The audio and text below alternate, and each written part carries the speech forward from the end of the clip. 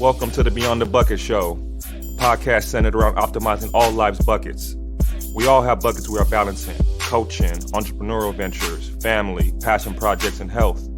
Let's all take this journey together and become bucket fillers. And here's your host, Chris McSwain.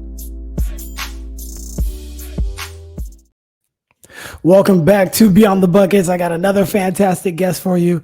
I did a few more push-ups today in the gym because we have all-star linebacker from the Montreal Alouettes, Darnell Sankey. Welcome to the program, my brother. What's going on, my man? What's going on? Appreciate you for having me, man. Yeah, I'm happy to be here with you. And we tried to do this probably like last summer. Yeah, we tried. Things happen. But then you got busy. Yeah. And you started really like getting to it. By the way, he is a two-time champion. He's the XFL champion last year, as well as the CFL champion last year, which is crazy to say, like 2 championships in a year. So like, just give me a fun fact about like the last 12 months of your life. What has it been like? Man, fun fact right now is I think I'm the only person ever to do that. From the XFL champion to the Grey Cup. I don't think that's ever been done ever. So they had told me that right when I won, like, yeah, you're the first player ever. I was like, okay, this is cool, Yeah. I mean, that's a blessing right there. Yeah. But I'm just thankful that my body was able to hold up. Really, I mean, that's a lot of football. So I know. Yeah, how many games did you play in a 12-month span? I mean, man, if you talk 12 months, I mean. I'll be over 30. Like, that's crazy. Yeah, over 30. So definitely a lot. But you basically did 2 NFL seasons, and like your body is still intact. And I saw you on the squat rack the other day. I seen four plus plays. I'm like, oh man, I got my squat rack over here. I'm like, I need to step my bars up here. I gotta make sure them dudes ain't able to run me over, man. For sure. I gotta make sure they're not running me over. So. Got to keep a strong foundation. What is it like being a professional linebacker? What type of mentality do you have to have? How do you have to attack your workouts and your sleep and recovery, all that sort of stuff? I would just say like the number one. I think you kind of harped on it. The number one thing is like recovery, especially as I'm growing older. Like I'm in year 8 now of my pro journey. Just being able to really truly take care of my body and my mind, my mental, kind of get away from the game sometimes. But like when I'm in the moment of like working out, then I'm in the moment, like I'm in my element. But it's having a healthy balance of like when you're in your element and when you're away, like you're truly away. Yeah. Like when I'm with my family, like I actually spend time with my family, like without talking about football, because it's like, that's what I do, but it's not who I am. 100%. I love the fact that you were already present before you stepped up in here. You said my phone is already on D&D. Oh yeah. And I love that. Yeah. But talk about what it actually takes. What does a day-to-day look like for you in the off season as you're getting ready to head out here in a few weeks for your upcoming season? Yeah. I would just say my day-to-day routine is I'm up at about 4:45. Listen to that, y'all. That's 4:45 now. Okay, most of y'all might be just getting in. Nah. That's definitely no. I'm up at 4:45, getting ready. But I already got my bag packed. Bags packed the night before. Yep. All my water, my change of clothes. So I go to the field about 6 a.m. Get my field workout from I would say 6 to maybe 7:30 ish.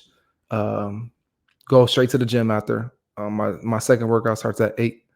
That workout's about 1.5 hours, so 8 to 9:30 of like lifting, squats, bench, different mobility lifts, isometric movements. That's about 9:30. I usually take a shower at the gym because I go straight from there. I leave probably about 10ish, go home, eat my first meal. After my first meal, it's usually like the same thing every day. I can get really like, no, it's all good. No, I'm good. Yeah. It's like 3 eggs, every day, 3 eggs and either a cup of oatmeal or like 2 pieces of toast. Right. With a cup of coffee, like pretty much every day. And so are you doing your fasting before that? So is your first meal, do you take a pre-workout? No, that's my first meal. So it's like, so it's all whether it be whether you're doing weights or cardio, is all fasted. Yeah, it's all Gotcha. fasted. Yeah, I don't eat nothing. Just drink water. Yeah. That's it.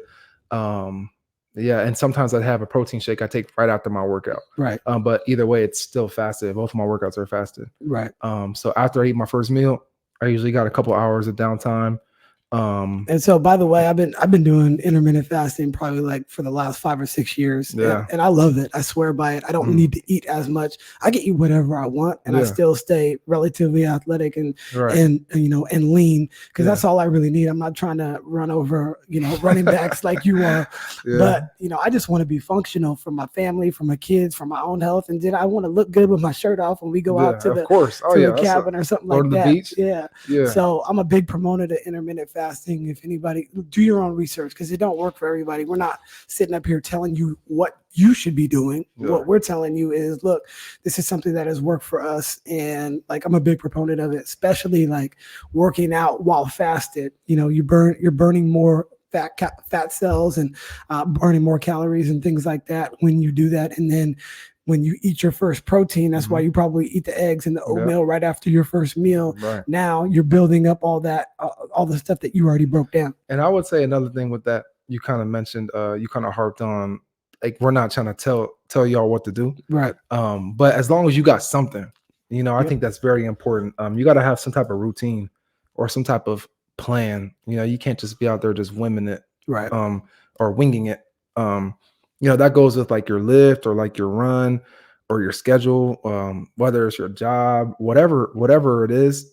Just try to stay on like a routine. I find for me that helps me best, because like it helps me keep accountable. Right. And like even like my friends and family, like, oh no, like D's busy until noon every day. Yeah. So like don't ask me what I'm doing. This is what I'm doing until about noon every day. That's my schedule. Right. So, and so after 12, what does that look like? Yeah. So then I train people. Okay. So I have a business called DAND Academy. I basically just train linebackers and a little bit of D-line, just like fundamental skills, like knowledge of the game. I would say like defense, because I feel like that's something I never really had growing up, like someone to really like teach me football. Right. And I just want to be able to give back, and that's kind of what I want to get into. Right. Well, let's take it back now. You grew up here in the Bay Area, but your journey has been a little bit different than somebody that, goes to a 4-year college right out, then gets drafted right out, then plays in the league and stuff like that. So tell me, like, what was it like for you growing up here in this area? How did you grow up, and then kind of where you got to and how you got to be right here right now? Man, it's a long journey, man. Right. I definitely have a testimony. I grew up, like you said, on Southside San Jose. I played basketball my whole childhood. See, it's beyond the buckets, y'all. Yeah, it's basketball and football. a lot of star just football players in general have played some sort of basketball, let alone another sport. But I played basketball my whole life. My dad played basketball at San Jose State. My brother plays at Lipscomb. He played at Lipscomb University. Yep. My sister Regina, she's younger than me, but she played at East Bay. But I was always like a basketball player until about my junior year of high school, when I slowly transitioned to football. Right. And I kind of broke out. I was an all-star my first year. I got instantly put in as a linebacker. Yep. I was all league, all-star. Went into my first year, I had a good amount of schools looking at me. But as you know, that doesn't really mean much, And how big were you at that time? I was probably maybe 6 foot, 200, 205, 210. Right. Because I really grew when I entered my senior year. Right. By then I had a good amount of schools looking at me. But they always kind of gave me like a knock because they felt like I was too new. So like they were always like, like my coaches would always tell me like, Arizona or whoever, who else came, San Jose State, San Diego, like, oh well, they think you're too new, right? And my coaches were like, isn't that a good thing? Like, like he's doing this and he's barely started. Right. So wait till it starts really popping. And he understands the game. Right now he's just being an athlete. I was just out there running around, hitting and just doing my thing, tackling. but yeah, so by the time I got into my senior year, I had hit the offseason really hard going Right. into my senior year. I trained with my linebacker coach almost every day. His name's Marcus Reese. Yeah. So Oak Grove, he played in the Grove, league too. yep. Yeah. So he kind of took me under his wing. Yep. I give a lot of thanks to him. We still keep in touch. Marcus Reese. I had some guys who really trained with me too on my team. You know, fast forward, I did well again. I think I was all conference again. Like led CCS and tackles, and I mean, you know, I did well. You know, and by the time I finished my senior year, that's when I was like 6'2", 235. Right. So I grew like 40 pounds, like and a couple inches, you know. And then I didn't have any offers though. So like I was expecting a couple, you know, because that's the thing. Like that's why when I really try to tell like my guys I train too, is like they'll come be like, yeah, well, this school came to visit me, and they'd be like, yeah, my friend had this school. Like, dude, none of that matters. Like, it really don't. It doesn't matter. Like they're just doing their rounds. That's what they do. Yeah, that's what because they're coaches going do. right up to the next school. Yep. Like that's a real thing. Like these coaches, especially as a high school coach, you know this if you're a high school coach, but they want to know your open gym schedule to tandem it with the other team in the league, to tandem it with the other team in the league. Yeah, if they're going to be here for 48 hours, they're trying to hit everybody because they can't get back out here. Yeah. And so, yeah, that's it. And then something even like I don't even think I've ever really even talked about this. It's nothing like deep, but so I ended up getting full ride to Sac State, but like I'll tell you kind of how I got there. So like they actually came my junior year. You actually did tell me. Yeah. When we sat down at dinner. Okay. Yeah. So I guess I'll tell y'all. Yeah. You know, my Sac State came to me my junior year. And they had shown a lot of interest, but I kind of blew them off. Right. You know, because it's not like Alabama, Florida, you know, Texas A&M. Like I'm thinking like, oh yeah, I got all these schools looking at me. I'm about to go somewhere. And I kind of blew them off. You know, I'm not going to lie. Like a little bit, just kind of like, oh, well, I remember telling the D coach, like, you guys D1A or D1 AA? And he's like, dude, none of that matters, man. We're D1, but you know, you do what you kind of like was like, you do what you feel like you need to do. Right. You know, and he was real with me. His name is Coach Allman. His name was Coach Allman. Shout out to Coach Allman, man. But he was a really good dude to me, man. And he had that's kind of what he said.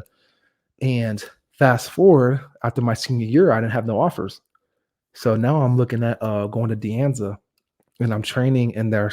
I'm like kind of I don't know if I was training in there or like I had started participating in the summer activities after my senior year. And like within the first week, the coach there was like, I got Sac State who wants to look at you again.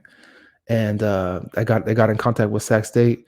And I took a unofficial visit out there, and they offered me full ride. Right. And it's just crazy how like things kind of go around, you know. And I seen the same coach, Coach Allman, and I just thanked him. I was like, man, he's just like, you ain't even got a trip. Because like that's one of the things when you're younger, you just don't know. You can't really get out of your own way. Yeah. And so when you have people that can advise you, like you're doing for the kids, I think that's so important. You have to have somebody that knows what's going on, and they don't even necessarily have to like be like a guru of football or basketball or baseball or whatever, but they just have to know what's going on. Right. And if somebody could advise you, like, look, take this as a serious offer, make sure that they know that you're still interested and things like that. I tell kids this all the time.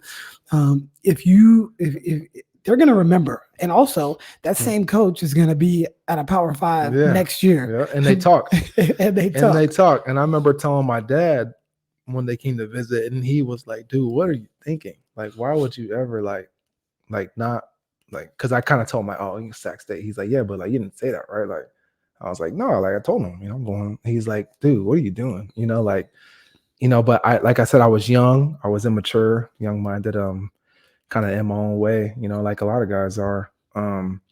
But you know, it's just crazy because I just remember them coming, and I just called my parents, my mom, my dad. My mom was at work. I was like, I got full ride to Sac State. You know, like she was going crazy. Yeah, my dad, you know, sure. He's like, told Regina, and it's like a dream come true, you know, full ride scholarship. Mm-hmm. Especially how I got it, like supposedly I got all these schools looking at me, but no one offered. And then you got to graduate, no one offered. You're going to like, not that going to JUCO is bad, but it's just not what I thought like I would be. Right. Some guys take that route and end up very successful. Hey, all the more to you. It was just very humbling to me because I wasn't in that mindset, you know, and then I still ended up getting picked up, but it's just like God had took me on like a different journey, like to kind of humble me. I know a lot of junior college guys that ended up being super successful in their life because they had to go through that. I went to junior college as well. Yep. And so many, your sister went to junior college as well. So many of the basketball coaches that I know went to junior college as well before you get to where you're supposed to get to. And like Sac State, it's not easy there either. I know, but I had to learn. People don't realize that's not easy. And junior college ain't really easy. It's not. Junior college is not easy. And that's what I had to learn the hard way. You know, I go to Sac State and, you know, I played as a true freshman, but I mean, it definitely wasn't easy. I wasn't starting. Right. And I wasn't starting. Took me a couple of years to start. By my junior year, I finally was starting. You know, but I had to learn. I had to learn the ropes. How many times did you want to quit? Obviously, you would never, but how many times did you like in college? Yeah. I had got into some trouble my first year. But like, I mean, Coach Tyler Ullman, like, you know, he really like mentored me because he kind of knew like my background and where I come from and kind of like how I was raised. And you know, he just really stayed like on me, you know, even like all the way up until when I graduated. Right. And I had gotten in trouble. I just wasn't doing well in class. Like I had a problem with like people kind of telling me what to do, like authority, I think, you know, I just really didn't like it. I didn't like having a mentor. I wouldn't go to the mentor meetings. You know, I just remember they sat me down, my linebacker coach, Coach Burbeck, my head coach at the time, a Foothill legend. And he left Foothill and with us, and he went up there. And my athletic advisor, my freshman year, and they sat me down. They're like, "Hey, like if you don't change up, we're gonna kick you out. We're gonna take your scholarship from you." You know, and I had to kind of. That was like my wake up call, you know, and they were like, you know, this ain't like, I don't know what you think this is, but dude, you're playing Division I football. Like this is not like a walk in the park, you know, and I had to kind of learn that way, you know, and I'm glad I did. Right. You know, sometimes the people that are holding you accountable, you don't want to hear them. Yeah. But that's something that you need to hear. I know, you know, I've been to church with you as well. And sometimes like we're so hard headed, we're not listening to God and it's right there, right in front of us and things like that. So it's just really interesting. But like, I see this as a coach now. I know you don't want to hear this, but you need this. Yeah. You need to hear this because if I don't say this, then what is going to happen? If nobody said that to you, what ends up happening to you, you know? And obviously, you know, we wouldn't know what the alternative would be, but we are happy that they did and you're where you're at. And so, you know, you had your 4 years there, and what was it like? Because you had, you know, an amazing high school career, amazing college career. Yeah. So, and now you think it's about to be up at the next level too. So tell me about that. Yeah. So, you know, I ended up doing very well at Sac State, starting by my junior year. You know, so my junior year, I was on track to be first team All-American. And that's kind of like when the draft conversation started coming in, you know, like getting possibly drafted. And then I blew my knee out. And I blew my knee out against Cal Poly. I got high load in the game and he tore my MCL.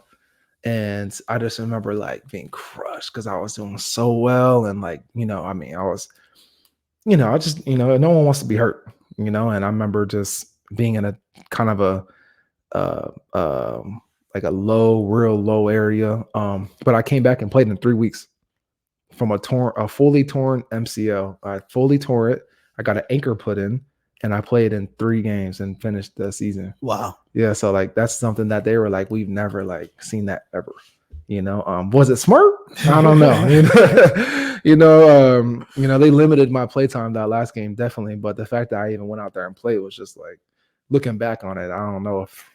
Did you play with like a cast on your arm too? Yeah, that was my senior year. Okay. So, so after I got, you know, I got a good memory. Yeah, he does, man. That's like 2015. So, so going into my senior year, this is like when all the draft stuff was kind of still going on, like because I had recovered.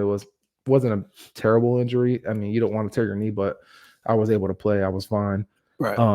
In spring ball, I was on a tackle and my safety came in and was finishing the play and he shattered my wrist. He broke my scaphoid.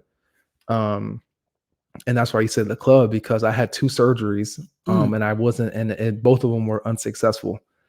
So that means like it didn't heal. Like my bone didn't heal. Right. I had 2 surgeries. And then going into my senior year, I think I had sat out a little bit of training camp, if I remember correctly, just a little bit. But the trainer was like saying like, hey, like I think you should redshirt, because you're on track to get drafted, and you don't want to ruin your senior year. Like you're not going to have another redshirt. You're not a redshirt right now. You're a true senior, so you might as well redshirt. And I remember just telling him like, no, I'm going to play. I'm going to play. And I just taped it up. They would put this. I had a cast on, and they would put this gray foam over my hand and a bunch of tape on it, like this green tape, and we called it the club. And how was that like being able to tackle? Because as a linebacker, your hands are significant. Yeah, you gotta. Yeah, so, you got to get hands on people, get them off blocks. That sort of thing. Yeah, I just hit them like that with my club, and I just use my left hand. Right. So you try to knock their hand down or something like that. And when you're in the heat of the moment, I don't think you really think about it. Like I just played like it was so normal to me. I mean, you play a whole season with a club. Like I mean, how many games did you play? I don't know, like 11 games I think in college. Yep. I mean, so every single practice a club, every single game a club. Like I was just so used to it. It was just part of me. And so did that make you better after? Man, I don't know how to explain. I actually had this conversation somewhat recently with someone else. They were asking me about my club, and I was just telling them like, I think that I had to like get better in certain areas, like especially like getting off blocks, because like I only had one hand, right? And like I remember the Sac State article came out. It said like Darnell Sankey, one-handed wonder. And it was just like this cool thing they had on me because like I can only have one hand. Yeah. And I remember, teams come to your practice and they kind of watch you and they would ask me about it. I'd just be like, I mean, my hand's broke. So, I mean, but it is what it is. I was still doing well. Right. I finished the season. I did very well. I was first team All-American, first team consensus All-American, the first in Sac State history ever. Wow. Still to this day? To this day, I believe. To this day. Yeah. So, and that's all glory to God. I'm not taking none of that. Right. I'm not taking, I'm just very thankful. But it's just crazy because it's like they try to tell me to redshirt, and I was like, no, I'm not. I talked to my family. We're like, we're not. I'm gonna play.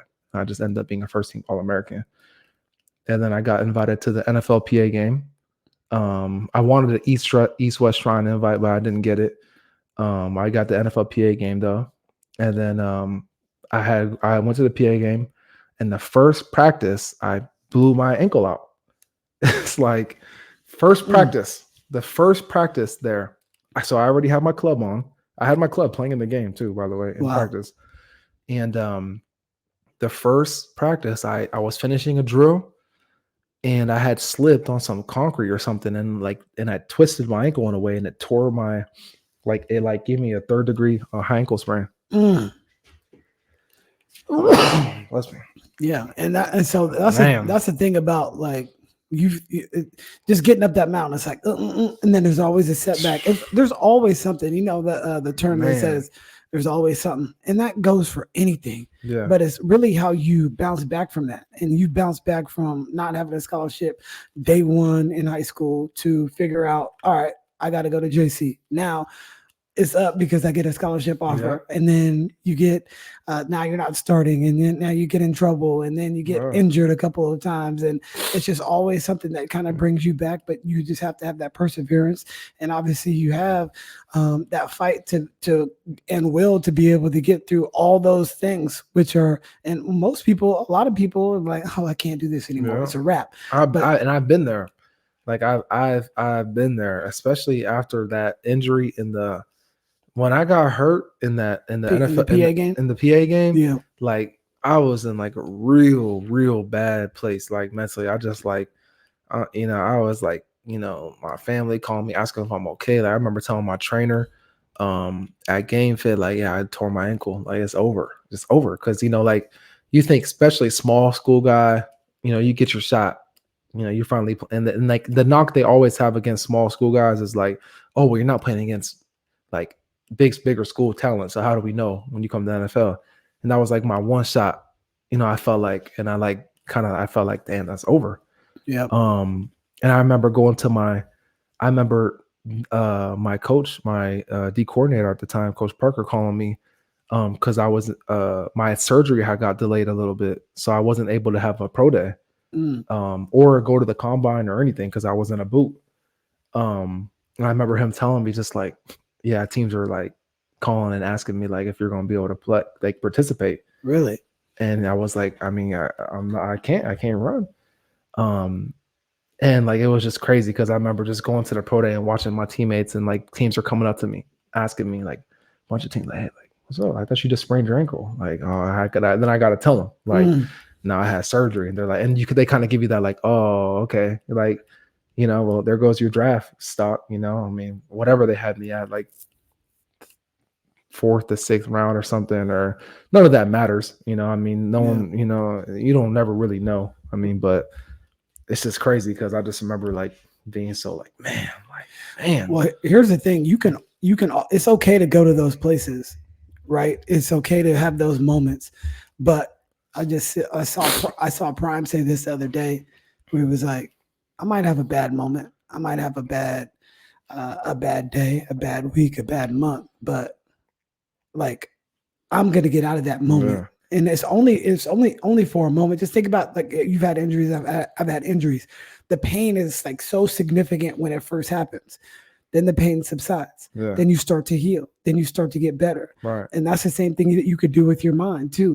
Like the impact of whatever happens to you is really happening for you because everything that happened to you happened for the betterment of you to be the person that you are now, to be the mentor that you are now, to be the professional athlete that you are now, to be the future husband that you're going to be, to be the brother, the son.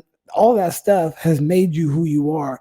And like, that's why I love scars. I love the scars that I have on my knees, on my elbows, on my heart. You know what I mean? Like that's some real stuff. And like, I like having to go through the pain because you don't not necessarily like it, but you learn to manage that because like whatever.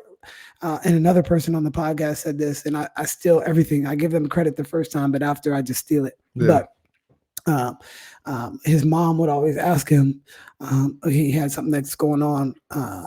Well, can you live with it? Yeah. Like that's a simple thing. Can you live with it? Well, actually, I can live with it.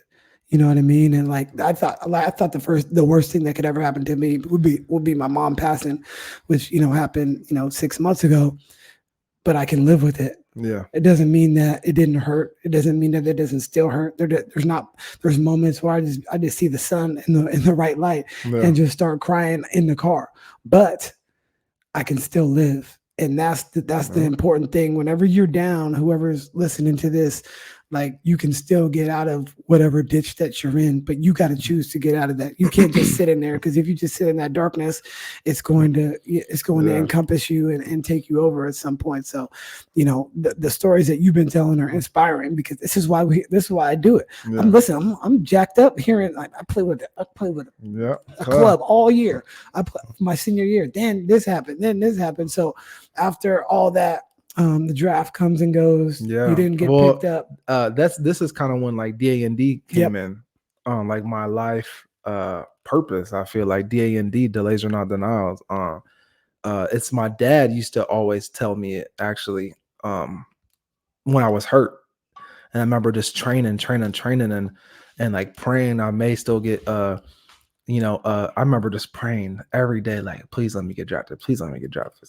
Just praying. I just remember my dad just always tell me like DA&D, like, just because God's delaying something in your life doesn't mean he's denying it. Like it's just like it's okay to take a step back to take a step forward, And that's something I've always lived by. And to this day, like the hashtag DAND, I got, DAND, the merch now, trademark patented. So, Love it. everything is like I'm kind of making it into a business. And it's just like, I just remember it's crazy how God worked, like, because I remember like, so like when you're in the moment of something, like you don't really like when you pray, like God, like please, or whatever you pray for, right?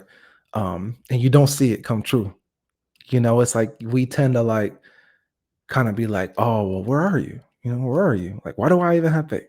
Why do I even do this? Why am I even, and it's like you don't know, like, but he's always there. He's always working on your behalf. He always, if you truly believe and trust and DAND, like if you really believe in him and have faith, then it's like the story is gonna turn around. Just may not turn around the way you see it. Right. And it's like I didn't get drafted, and I'm just like, damn, like you see the draft day 1 day, 2 day, 3, no call. Teams calling after, my agent's calling me like, oh yeah, we're still gonna go somewhere, but in my mind, I'm like, man, I didn't get drafted. Right. And I'm thinking like, God, like, you told me, like, I had prayed for this. You said that if I pray for something, then it's mine. It says that, but it's like, yeah, but it doesn't mean it's going to be the way you see it. And the crazy part is, like, you may have prayed, God, I want to be a professional linebacker, and you are. Yeah. You look back on it. That's what I'm saying. Stand right there. Yeah. You are. Yeah. Now, it may not have been in the NFL like for like multiple years, even though you did get to the NFL level. But you are a professional linebacker. Yeah. You are well known. You are doing all the things that you prayed for. Yeah. It just looks a little bit different. Yeah. And it's like, I ended up getting signed. So when the draft came, I was still hurt, by the way. I was still in a boot. I still wasn't cleared. I had missed all of OTAs. That means off-season training activities, for those of you who know anything about the football realm. It's basically like as a rookie, it's like your shot kind of, to get in training camp. I missed rookie mini camp. I remember finally got a call when I was healthy by the Broncos. The Broncos and the Packers called me.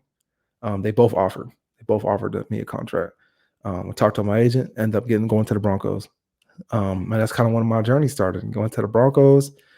I felt like I did well in training camp, but small school, undrafted guy. The NFL is a ruthless business. Right. And ended up getting cut, got signed to the Raiders on practice squad. Played there for a couple weeks, got cut. I mean, I can keep going if you want to hear all the teams, like go. Yeah. Let off. Okay. Yeah. So I went to the Raiders for, I would say maybe 5 weeks. They let me go. They let me go around the time of my birthday. That was crazy. I mean, looking back on it, I guess it's not crazy, but in the moment, I'm like, did you guys really cut me? Like, I don't know if it was on my birthday or the day after my birthday. They cut me though. Jeez. Yeah. So I got cut from there. Then I got picked up by the Chiefs. I played there for 7 weeks or 8 weeks or so. I had got cut right when were you on the practice roster? Practice squad for all that? Practice roster. But I had felt like I was gonna play because they had told me when you're on practice squad, like your spot's never really like in guarantee. You have to work you have to work every day, to hopefully that it's not your time to go. I remember a guy got hurt in the game, and like obviously you never want anybody to get hurt, but as a P squad guy, like that's the only time you're ever really gonna possibly get a shot. If something happens, so I'm like, okay, well, I'm next up. And they ended up signing the dude off of who was injured, and they put him over me and then cut me. So I got cut from the Chiefs right before the playoff game in 2016. So then I came home, and it was I just remember, like, it's crazy we talk about it because I always remember coming home and like everybody asking me the same questions, like, oh, what happened? Oh, like, I thought you were playing for here. Weren't you on the Raiders or weren't you on the? And so you got to give them the same story, like, yeah, I got cut. And they're like, why'd you get cut? I was like, man, you guys just have they have no idea, and it's like you give the same story over and over and over. I remember people like asking my dad at the gym, like, hey, like, I see these like back home. What's up? My dad would be like, you ask him, like, and my mom, like, and Regina, it's just like, it's just crazy as a family. Like, they hear the same thing every time. Like, it's like people who really don't understand the business. Like, even I didn't understand it when I was that young, because I'm like young and why do I keep getting cut? Why I keep getting That's cut? one of the biggest things You that, know? like, when people aren't in it, they have no understanding of what it's like. Yeah. Whether that be coaches, there's so much stress on these coaches, NFL, college, high school, like people that aren't really in it. They don't know the day-to-day that you put in. Yeah. They don't know the day-to-day that these coaches put in or these athletes put in. And so when you have an opinion about something that you don't know anything about, Yeah.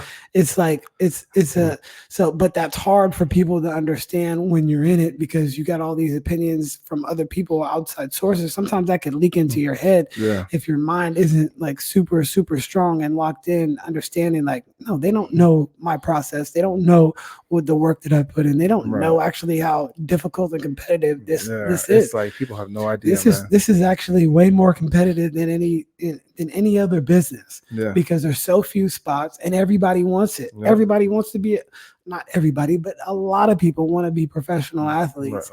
People who are involved in athletics. Exactly. Say. And I would say almost everybody grows up playing sports. Yeah. And so everybody starts off doing this. Not everybody, you decide to go into engineering. You decide if you want to be a lawyer. You decide if you want to be a doctor. You decide if you want to be a dentist or a chiropractor or whatever. Uh-huh. Like, athletics is one of those things that almost all kids are thrust into, and they say, oh, I want to do this. I want to be Derek Jeter. I want to be Michael Jordan. I want to be Ray Lewis. I want to be whoever. Yeah. And it's an easy target because you get to see them on TV a lot of the time, but they don't realize that you have to be elite just to be in that conversation. That's why I'm thankful and blessed, but I mean, so yeah, I came home.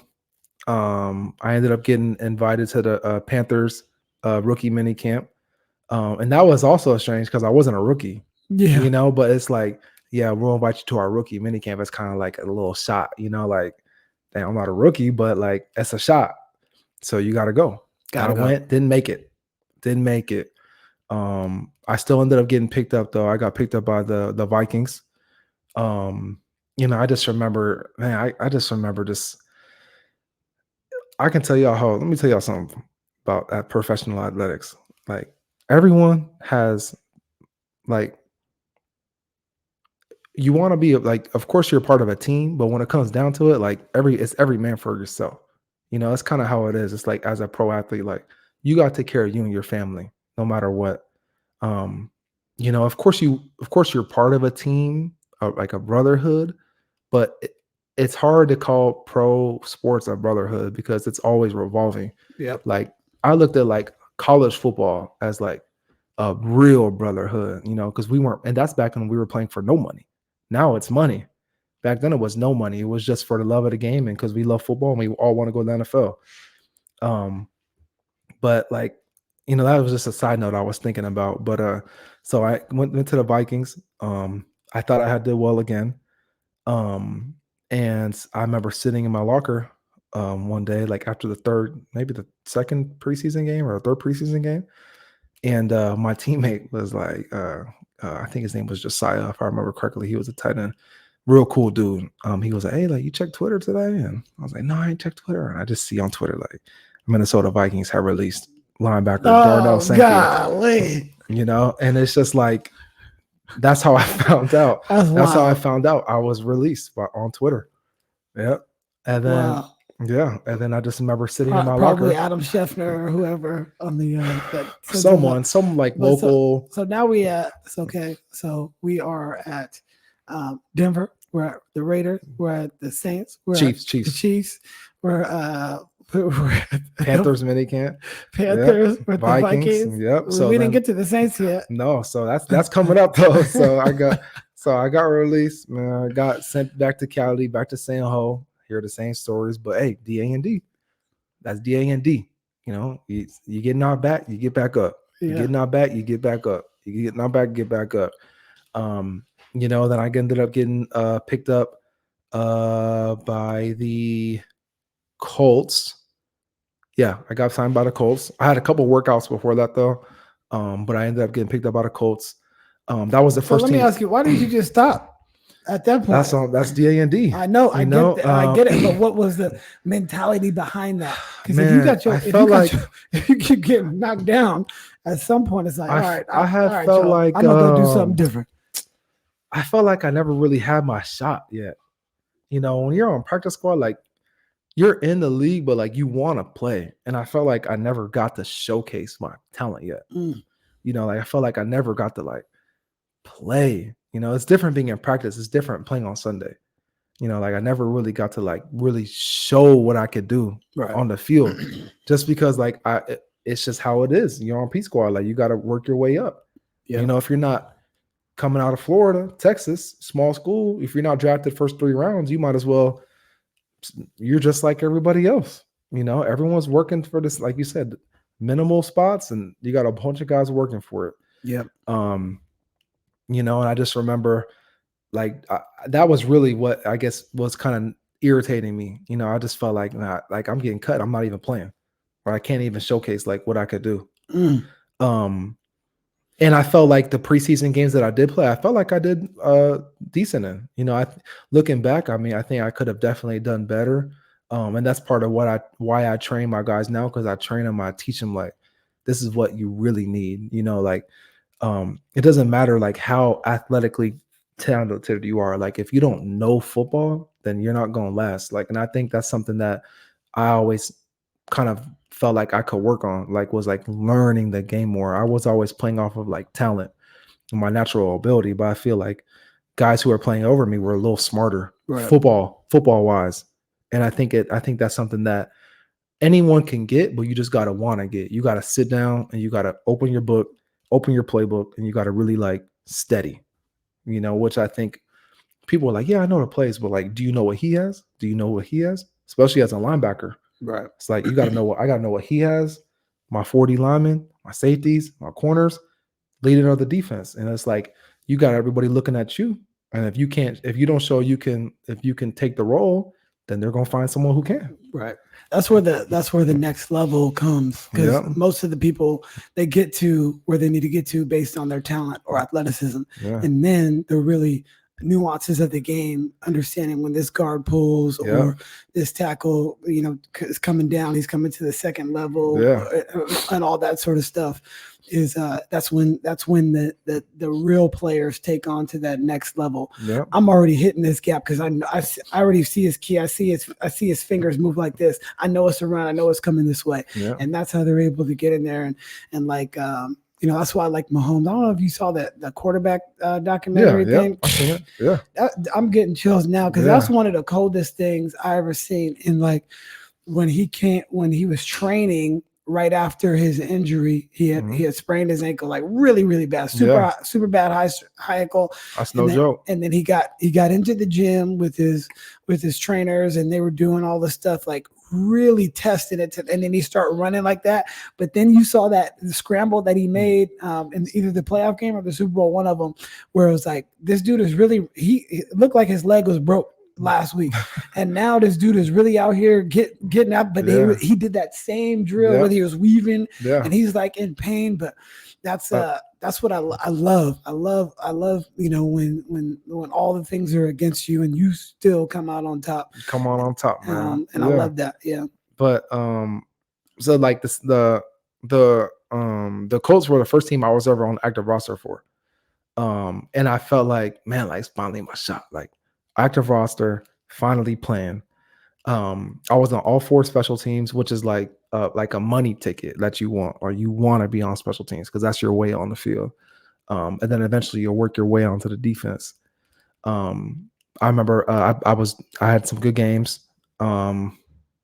but still feel like, you know, you're your own worst critic, you know. And I felt like facts, you know, I could be doing more. And I ended up against the Steelers. I was running down on punt, pulled my hamstring. And I'm like, man, like I finally get my shot, and I pull my hamstring. You know, active roster. I remember they came to me on the sideline like, can you go? I was like, I try to run. No, you're not going. Go sit down. Couldn't play. put some ice on it. All right, well, I just remember seeing them just kind of look at me and just the next guy, next up. And I remember they cut me. They cut me on the bye week. I got cut. Part of the game, I got cut on the bye week. Came back home, did the same thing again. Start getting the training, got healthy, get signed by the Ravens. Ravens signed me. Play for the Ravens practice squad for I think the last 6 weeks of the season. They didn't offer me a contract after that. The Colts came back, offered me a futures deal. I signed back to the Colts, and thought I was kind of back in. This was in 2018 now. Yeah, I think 2018. Yeah. So all this happened in a 3-year span. Yeah. I have my journey's like wow. And then so play for the Colts. I got cut in OTAs. Go back home, train and wait for a call, get picked up by the Lions in training camp. Well, right before training camp, got picked up by the Lions. Go there, had a very good camp. They signed me, but then I got cut the next day. After training camp, I got cut. They signed me, and then I got cut because they picked up a guy off of waivers, which means like everyone who's cut, you have like a 24-hour period for other teams to pick you up right away. Yep. And they had signed a guy from the Patriots, and I remember they called me in. Like, yeah, you made the team. I think it was either I want to know. I want to say it. I was waiting to figure out if I was on the active or the P squad. But they had told me that the next day they called me, told me like, yeah, we picked up a guy off waivers. We gotta let you go. Oh yeah, but we'll keep in contact. That's what they always say. We'll keep in contact. And it's like, all right, well, I know the drill. Yeah, it's like when you're trying to ghost a girl and you say, yeah, I'll call you. I'll call you. Yeah, I'll let you know. Yeah, I'll hit you up. Yeah, so they cut me, and then the Saints picked me up. So the Saints is like my most prominent team. I was playing for them for the whole 2018, pretty much the whole 2018 season. I was on P squad. It's just kind of waiting. I was behind Demario Davis, Alex Anzalone, Craig Robinson. They only keep 4 linebackers. Yep, for the most part. I mean, the majority of the teams you only keep 4 linebackers on active roster, and like 1 on P squad, maybe 2. Right. And that's back when the P squad was only 10 guys. So I think now there's more. They keep 8 offensive linemen usually. Like 7 or 8, yeah. And then they keep 8 defensive linemen. No, only D line. It depends on the team. Like if you're running a 3-4 or a 4-3 or a 5-2, like I would say the maybe Niners 6. had like 8 this year. Maybe. I mean, I just know for us, I think we kept 6 active, 6 active, 5 or 6 active. I want to say. I don't think it was 8 so though. The numbers are like, so it's really not, you're not really trying to make the 53. If there's 32 teams in the league and they're only keeping 4 linebackers on each one, like you're really only playing for those spots. Yeah. And that's the crazy thing about training camp preseason, because it's like, you're playing not only for your team, but you're hoping that another team sees you. So then they have 10 linebackers in camp. Yep. Oh yeah. So it's like, and your reps are very limited. Right. You have a couple opportunities, a couple one-on-one drills to get on the field. It's just how it is though. It's the game. Right. And I remember this is kind of like, I think when I started turning around, like when I was on the Saints, because I remember getting on the Saints and I remember going and getting like a bunch of Louis. I got a new car. I was just going crazy. And I remember one of my teammates was like, dude, like you need to save your money. You need to save your money, bro. And I had a couple guys who put me on game throughout my career. And I feel like I kind of didn't really take real heed. Like, well, you hard-headed it. Yeah. if y'all figured it out, he hard-headed. But I had to learn the hard way. That's also made you the person that you are. I had to learn the hard way to where you at right now. It was like God was like, "Do you ain't learned yet? Okay, boom. Oh my goodness. You ain't learned yet? Boom. You ain't learned yet? Boom." And it's just like I had to really learn. That's why I'm thankful now, and I'm very humbled and like I'm grateful. But I had guys like DeMarcus Ware in training camp. I remember he told me like, dude, you need to stop putting your head down. Like you're not gonna have a long career. You keep putting your head down like that. Because I used to put my head down when I would take on blocks and tackle. I used to just try to just boom. but he's like, dude, like just tackle him. You're not going to have a long career if you keep Right. doing that. It's DeMarcus Ware telling you this. So it's like, I've respected that. And that's kind of when I stopped. I tried to stop doing that. I got like Eric Berry, safety and Hall of Famer. Is he good now? Like, no, he's, I mean, because he had a, he had cancer. Yeah, he had cancer. Yeah, but he came back and played, I think, and then he retired. Got it. But Eric Berry was another guy. I remember I got into it with someone in the locker room. I ain't gonna say who. I got into it with someone in the locker room, and he was just like, he just kind of pulled me aside after, and he was just like, because I feel like when you're young, you're always trying to prove yourself, and I was getting into it in the locker room with this guy, and we had just kind of got done doing whatever we were doing. And I was sitting in my locker. Eric Berry's next to me. He's like, dude, you can't let stuff like that get to you, man. Like, like he's multi-millionaire. You're barely on the team. And he wasn't saying it to like knock me. No, I know. Yeah. He was just trying to put me on game. Yep. There we go. He's trying to put me on game. He's like, dude, like he's multi-millionaire, like millionaire. Right. That's how it is, dude. Like you got to either figure it out or you're not going to be here. And that's the thing. Like if you have some knowledge and you don't share it, like it's gonna drop in the rope. Yeah, that is an ultimate sin to me. If you know somebody ain't doing what they're supposed to be doing, and you just try to give them the knowledge. Now, if they want to take it or not, that's all you gotta do is give it to them. But as long as you got to do is put it out there. Right. But like if you just walk by and you just keep it moving, I'm only gonna focus on me. Yep. That's selfish. In my opinion. Just as bad. Yeah. You might be worse. Yeah. Because you know better. And they don't get just yet. And they don't need to listen to you. That's okay. That's not what we're saying. What we're saying is you got to actually put it out there for them to figure it out themselves. And like you're either going to learn by doing or you're going to learn by seeing other people do it or learn from like reading a book or somebody else's experience. Yep. And you learn by doing. So the question I have for you is what would you tell your 15-year-old self if you could go back and you could do it now that you know all the stuff that you know? I would say, don't be scared to like be judged. And I'm saying that in the way of like, I feel like, a lot of that stuff you go through, especially young guys in the NFL I see now, and we'll talk about the CFL. A lot of it's ego and pride. Say that again. It's ego and pride. A lot of guys are prideful. I was very prideful. You think, I'm coming to the NFL. I'm this and that. And it's like that's not your purpose. Like, like that's just what you do. That's not who you are. And I felt like that. I kind of let that be my identity. Like instead of Darnell the dude, like Darnell the football player. Not Darnell the man of God, the good brother, the good dude. I'm just kind of like football player. And I guess if I look back at my 15-year-old self, like I would have told myself, like, don't worry about what other people think, just like worry about you. Like everything else that's meant to happen will happen. Don't worry about what people think. Don't worry about people thinking you're weird. Don't worry about getting invited to the next party. Don't worry about being popular. A lot of dudes who made it, a lot of the most successful guys in the league were always loners. Always big time loners, and I don't say that negatively. I just mean like they're kind of doing their own thing, like they've always kind of done that. Like they kind of stay focused, they're not scared to be alone.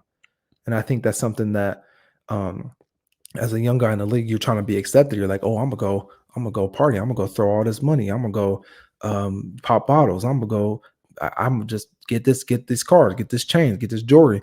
And it's like, do you really like it, or are you doing it to just impress people? Right. Show off, hey, I'm in the league, so I'm gonna get this, and this, rather than do you really do you really need 3 cars?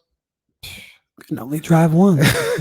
Do you really need those brand new rims? Do you really need to travel with $15,000 and a watch on you like this and say, like, I got 15 bands? Like, do you really need that? Like, is that what God put you in that position for, or are you misusing your blessing? And I feel like that's kind of why sometimes he's like, okay, you're not doing what I called you to do. Boom, cut. And it's like, it took me a long time. It took me a long time to learn. But I did learn. Yeah. I did learn. after the Saints, I was doing well. I finished the whole year, was all of OTAs, going to 2019. I'm battling for a spot on the roster. Get cut. I just remember being like, man, like I don't know. I thought like, I've kind of learned, I've kind of grown by now. This is my 4th year now in the league, trying to like just getting cut, getting signed. And I remember the CFL has started becoming the CFL actually became an option 2 years prior. I was so involved in the NFL, I was like, I'm not worried about that right now. But they kind of came back around, kind of like the Sac State did. Yep. So it's like I just think of my journey, like Sac State did the same thing, and now it's like the CFL kind of came back around, kind of into my picture again with my agent. And by now, I don't know if this is when I departed ways from my first agent or my second agent. Yeah, so I ended up getting signed by the Calgary Stampeders, then the CFL, and that's kind of when my journey started in Canada. Did well. Was a all-star my first year. I led the whole CFL in tackles. I was a tackle leader. I didn't re-sign there. The next year I re-signed to the Saskatchewan Roughriders. I broke the franchise record for tackles. Met a lot of good people there, a lot of great organization. Didn't re-sign though. I ended up going back to the XFL. This is when I went to the XFL. And then I won the championship with the XFL, signed back to the Canadian League, and went and won the Grey Cup with Montreal. And this is an 8-year period. This is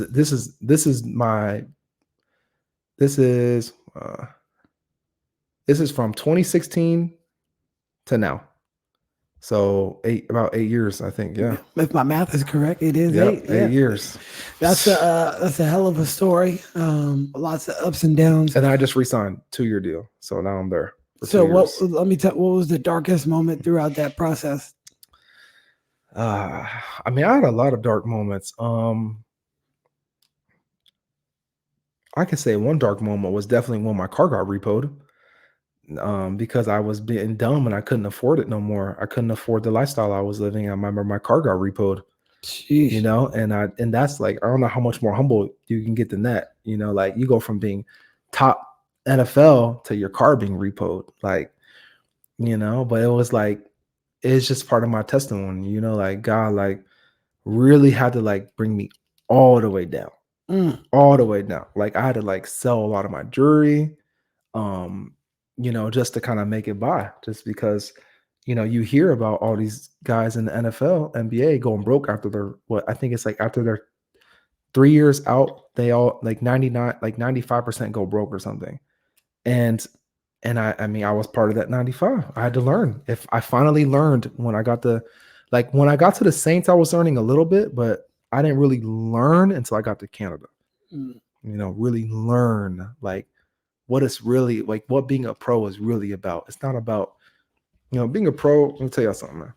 Being a pro isn't about like what kind of car you drive, how many girls you got, how much jewelry you got around your neck, walking around with your shoulders up and like, I'm pro athlete. I'm in the club every weekend. I got all this, and this, and like pro athlete is like, to me, it's like showing people like your story, like wherever you came from, like you could do it. And my journey was coming from a public high school at Branham in San Jose, California, public high school, and I made it. And that's my journey, and I feel like if, like that's what you need to stick to, and inspire other people to do the same, like drop the rope. That's something my teammate, Larry Dean, just retired. He had kind of told me that term, like dropping the rope, like you said earlier, like to each one teach one, or each one reach one teach one, right? Like you learn something, you tell the next person. You learn something, you tell the next person. And I think as a pro athlete, like that's kind of our job, like to help the youth and help people understand, like, like these are the things that are going to come to you, and this is how to defeat it. This is how to get past it. This is what you don't want to do. Like, this is what I did, and this is what you don't want to do. Just like my dad did to me. Like, this is what I did. This is what you don't want to do. And it's like what I'm gonna do to my son. And the cool part about it is sometimes you don't really realize that until after the fact. And so when you can get retrospective, you can think about how your dad and your mom raised you. Some of the stuff you're like, why I got to do this? Why I got to do this? Why I got to make up my bed? We make our kids make their bed now. We make the kids. We come home, you get outside, and we gonna do something. You pick, and it might only be 10 minutes. Yeah, but we're gonna do something. And I just remember my dad always telling me one thing. He used to always harp on me was like nobody cares. Something we always said, right? Like nobody cares. And I used to be like thinking as a young man, like, and my mom was always like extremely supportive, but she didn't understand like the killer instinct, like pro athlete, high level college athlete mindset, because she didn't play. So it's hard to understand that, your mom's going to always support you no matter what you do. I mean, the majority of moms, but my mom was extremely supportive, extremely great mom. She support anything we weren't She's rich, a great woman, woman of God. Anything we need, like they would try to figure out. We didn't have the most money. We didn't have a lot of money at all. But they always made sure we had enough.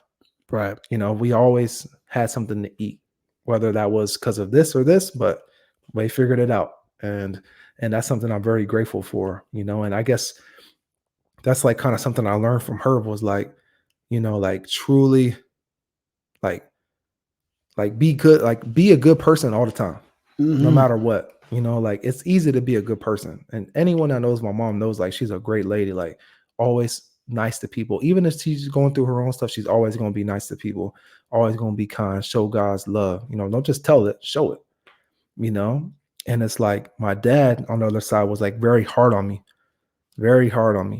So back in the day, did you rock with your dad like that? Like, or did you guys have friction because we had a little so hard on you? I wouldn't say we had friction, but there was definitely times where I like really didn't agree. And I was really like anti, like, nah, like you're supposed to love your son. You're supposed to and it's like, he did love me though. He does love me. It was just how he showed it. And I learned like some of the things like, for example, like the nobody cares, right? Like he was always like, I have a bad game. Like we're in the garage working out. Like if I had a bad game, we're in the garage working out. There's no excuses. Like we're in the garage. That's it. I'm running. We're doing something. I'm out on the field. I'm in the, even though he didn't know football, we're figuring it out, so it's like, we go hit it, lift the weights. I had a bad basketball game. We're in lifting the weights on the outside, on the field, on the basketball court shooting, and it's like, and I always kind of like, I guess, I don't want to say like despised, but like I really like didn't understand, like, dude, I just played a game. Like, why am I working out? Or he would challenge me. He would say things like, get under my skin, like, oh, like, you can't do it, or damn, like, well, I guess you can go JUCO, or like say something like that, or like we'd have this newspaper we always looked at. I still remember the guys' names. We had a newspaper of all the guys in the area getting scholarship, but I wasn't on it. And I was like thinking I was like, big dog. And he's like, dude, you're not even getting a scholarship. What you see a newspaper? Like he showed me a newspaper. I'm not on it. And I was just like, I guess like that's how you get to me. Like, and he knew that, right? Because I'm like ultra competitive, and he's like, these guys are getting picked up. That's where that's where I'm at with my son too. He's still young, but he says he likes it. So we're gonna put him in the fire, and he's playing. He's playing 2 to 3 grades up now in all the sports, football, basketball, baseball. He's always going to play up. If he can't do it, then that's one thing. And so we're working on left-hand layups. He's getting pretty good with his right hand. I said, shoot it with your left. This is yesterday. Yeah. All right, go ahead.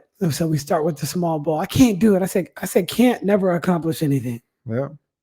That's fine. You can't do it. Yeah. Oh, then he keeps trying. Then he start okay. And now he's mad. He was mad at me. So, and then he starts making it. I said, "See, see, it's you like see what I'm talking about." Your parents know you the best. So it'll be interesting as he continues to grow what our relationship continues to be, because I love him so much, of course, and your dad loved you so Yep. much, of course. But I know, being around athletics my entire life, being around coaches, great athletes, marginal athletes, the best were always the best. You were the best in high school. It may have taken other people to see it later, but you were still leading the team, Yeah. tackles every single year, Yeah. all conference, all these records that you broke. You're Yeah. still the best. Yeah. And the best, even the kids that I've seen at a young age, they were always the best. Right. Like, they were MVP of the league. They were MVP of they were CCS player of the year, blah, blah, blah. They were Yeah. always the best. People that sit down with me here. And the best is always usually going to be the best. Now, time will tell where you end up. Yeah. And, God will ultimately be in charge of where you end up. But you got to have some sort of a push. And every Yeah. one of those people that I know had some sort of a push. And they may not have liked it in there at the time. But when you look back on it, what a blessing it was to have the father and mother that you had. And like I was saying, and like goes into DAND. I think he was instilling that in me from like that's why I say it's like a lifelong thing for because I think that was always kind of the purpose. He's always kind of had me on like DAND, like it's been like my whole life. And he used to always say things like that, like no one cares, like, and I used to be like pissed, like, man, like you're supposed to be like my dad, and you're supposed to and I see these other kids dad, like, oh yeah, great. So what could he have said to say that, but also let you know that it was still okay, or there was no meaning what? Like, so if he says nobody cares and that got you, what would get you to understand that? Like, look, he didn't necessarily like his mindset was more nobody cares. Okay. Like he didn't like come out and say nobody cares, but he would say things like, like, yeah, so what? You had a 15 tackle game. Well, so what? Nobody cares. Like, that's how I kind of look at it. Like, like, so what? Yeah, you did this and this and this. But I would never hear him be like, yeah, you had a good game. It was always like, well, you missed a couple. You missed a couple. You missed a couple. So you're 28 now? I'm 29. I'm almost 30. So when you look back on that, was that the right way to raise you? Yeah. Yeah, because I learned, like you said, a lot of guys would have quit in the NFL, but I've been through that my whole life. I've been getting, I've heard that story my whole life. So it's like by the time I got to the NFL and they would tell me, I'd be like, oh, well, just go back and work out. And you guys have a great relationship now. And when I've seen, I've been around you guys and seen you at church and stuff like that. Great relationship. But it's just like, like you said, as a kid, you don't understand, but it took me until my professional career, like teams saying like, yeah, you're not good enough. You go home and it's like, my dad, all right, we're back back at it. Right. It was always back to the work. Back to the work. Regardless of whatever no it matter is. What. And it's always back to the work. And that's just what you say. Like, guys, some guys can't handle it. They can't handle that. They can't handle that. But I feel like that's what I've been around my whole life, like through my dad. And like, that's why I'm very extremely thankful and humbled and like that he did that for me, because it's like not a lot of guys will be able to get cut 13 times. Got cut 13 times. Some guys get cut once. And I would venture to say that I'm the same way. I don't like the work. I love the work. Yeah. I let it grind. I love it. I let it grind, man. I love it. Yeah. It's it fuels me, especially when people doubt. Yeah. Especially when people doubt, because when you see me again, yeah, you gonna know. Yeah. You gonna know. I love the grind. You gonna know. And he is the one who instilled that in me, like just that like never ending, like just I'm always figure it out. Like my dad came from Southside Chicago. Yeah. Grew up in the projects. So it's like that's all he knew was just I'm gonna figure it out. No matter what, I'm gonna figure it out. And I think that's how he's raised me and Regina. Like, no matter what, we're gonna figure it out. It don't matter. Whatever happens, get back up, keep going. And that's like when I get cut from one team, all right, whatever, we're back. I get the call. What time you need me to pick you from the airport? It's not even a question like him, my mom, like not even like, damn, what? It's just always like, you know what? We'll be all right. What time you need to pick us from the airport? Okay, we'll be there. Boom, back to work. It's just like that's how it is. I love it. So tell me a little bit about Dan and what your plans are for that. And then you have a 2-year contract, but do you see yourself playing after that, or kind of just leave that up to God? Yeah. So As for DA&D, I started up an academy. I train linebackers during my off season, but it's not just about training. I have like apparel, working on a new shipment, so I'll tell you when that comes. But I want it to be like, like global. Like so many guys who I know in NFL ask about it, and so many guys message out to me and women like, "What's DA&D mean? What's DA&D mean? What's Dan? What's Dan?" And I'll tell them to be like, "Oh, like, let me know when you get some gear. I'll rep it for you. I'll rock it for you." And it's like, Right. I could see it totally like really truly like expanding and like growing into something major. And that's kind of my goal with it. Like, I want to open a training facility, the DA&D Academy. I want to have multiple coaches working their craft. I want to have like a half court basketball, like a big football field, soccer coaches, like I want it to be kind of like a sportsplex through DA&D. I love that. And just giving kids a vision, giving them something to do other than playing in the streets and shooting each other and up to no good, So it's like, that's kind of my vision with it. And then in terms of Montreal, I just signed a 2-year deal. And after that, I'm just letting go and letting God. I really don't know. I'm about to be 30. I still feel great. But I do understand, like, it's got to end sometime. It's every athlete's worst fear. Eventually, them cleats are going up for the last time. And I don't really know when. I don't know. I mean, if I get after the second year and God says, we're going to keep going, and I get offered a huge contract, then I get offered a huge contract. Yeah. And since you are under contract, if an NFL team wanted to call you, could you go? No, I'm signed to Montreal.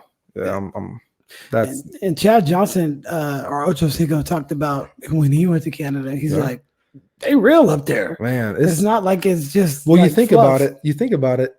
The Canadian League is filled with guys with a story. If you're not Canadian, you're American. It's guys who went to the NFL, you're trying to get back to the NFL, or you've been in the NFL and you're now in Canada. So it's like, it ain't just like a bunch of just, patty cake, like, no, these guys are like, it's ballers, it's some real deal talent in the Canadian Football League. And I would challenge people who really think that they got it, who got something to say, then go try out. Go try out. You can try out. They have open tryouts. No, don't get nobody hurt out there. Yeah, that's what I'm saying. You come on out to Montreal.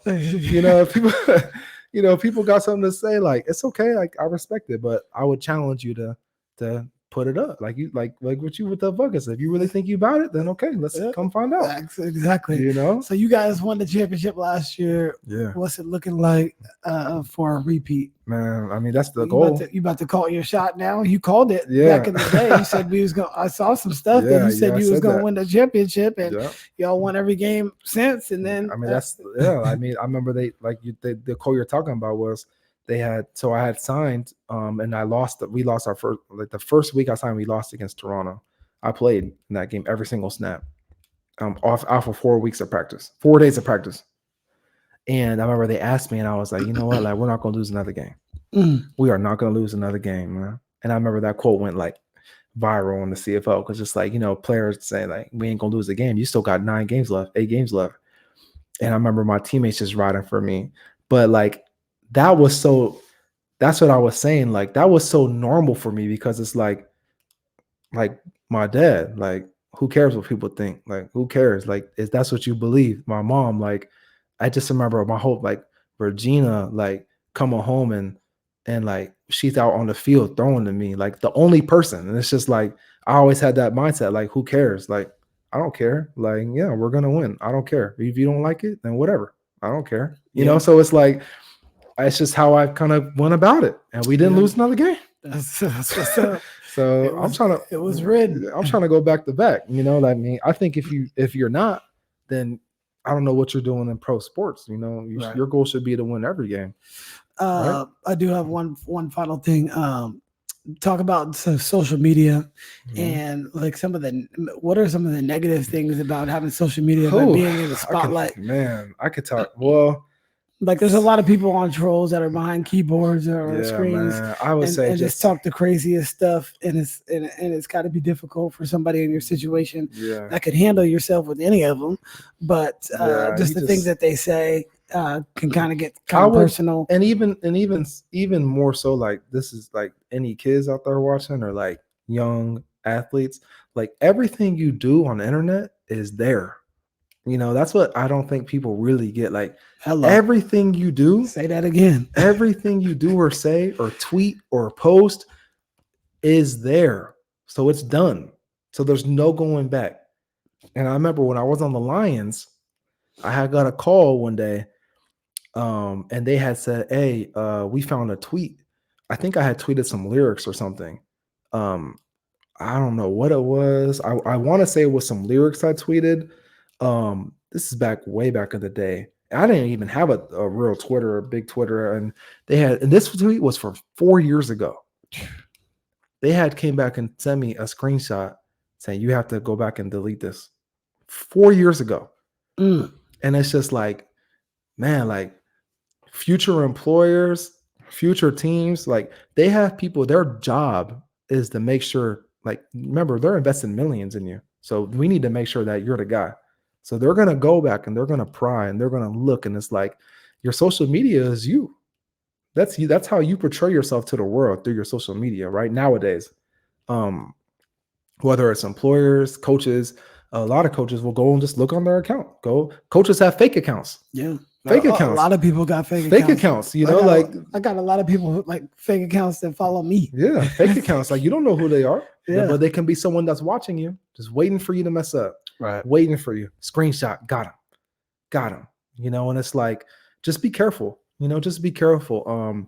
I'm really like, like you said, as long as you don't put nothing out there, who cares? Yeah. My stuff is not private. I don't care who sees whatever I do. Yeah, just be smart. Just be smart. Like something that I always looked at it like this. Like if you're a professional athlete, don't post after 10 p.m. Man, that's what I'm saying. Like don't post after 10 p.m. I remember even one time I had posted on my Camaro. Ooh. I had posted on my Camaro. I was on the Saints. And I was driving and I was listening to a song, but I didn't see the speed radar. I was going like something crazy, and someone had commented like, dude, what are you doing going that fast? Like, one of my teammates, like, dude, you need to delete this. Like, and I didn't think about it at the time. Like, dude, somebody already got it by that time. Someone got it, dude. One of the coaches asked me about it just like that. And it's like, that's what I'm saying. Like, you really got to be smart, like Snapchat, man, just be careful. Just be careful, be smart. It's okay. It's okay to use, it's okay to have. But just be smart about it. Use it in moderation. Don't let it consume you.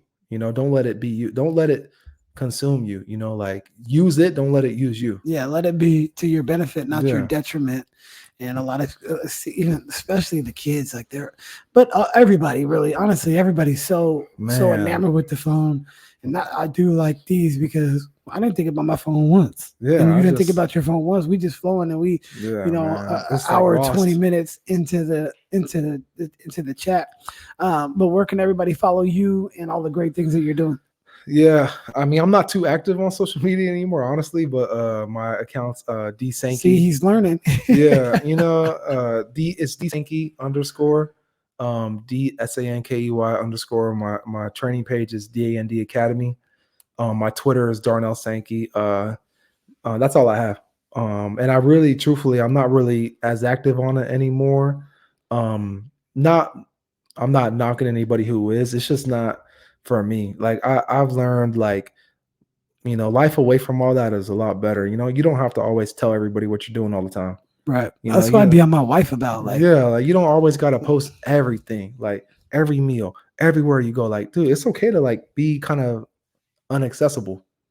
Exactly. It's okay. Like, it's okay. Like, what do you feel like you have to prove? Or post it later too, because I don't like people knowing where I'm at. Oh, I never do that. Yeah, I never post where I'm at ever. Yeah, like, never. Yeah, no. If I post something, I'm not there no more. Yeah, like, because that's like, you just never know now. This world is. I can talk about the world now. Yeah. We can get into the Bible and we can talk about that, but we ain't got time. But I mean, it's a lot going on now. For sure. So make sure you follow Darnell on all social medias, even though he's not going to post. He actually is going to start posting once this Dan brand continues to kick off. So we will let everybody know where you can get it in the notes. Thank you for watching. And you don't know about this outro, but get ready. Thank you for listening to the Beyond the Buckets podcast. Please remember to subscribe, rate, and share the show with your friends. And until next time, take care.